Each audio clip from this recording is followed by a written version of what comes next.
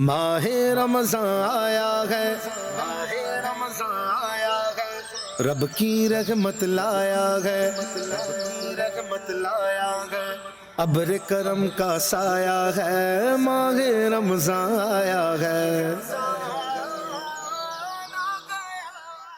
ماشاء اللہ معاویہ بھائی، اتنی ساری نعمتیں۔ یہ سب رمضان شریف کی برکتیں ہیں جو ہمیں اتنے مزے کی نعمتیں کھانے کو ملتی ہیں۔ رمضان شریف میں مسلمان سحر و افطار کے دسترخوان سجاتے ہیں اور نعمتوں سے خوب لطف اندوز ہوتے ہیں۔ اور نعمتوں سے کیوں نہ لطف اندوز ہوں ظافر بھائی، اس ماہ مبارک میں تو کھانے پینے کا حساب بھی نہیں ہے۔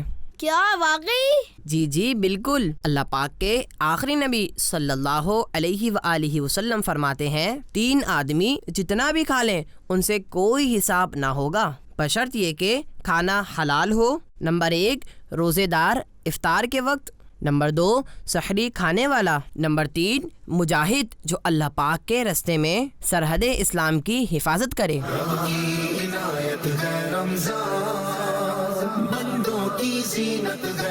بچوں کا مدنی چینل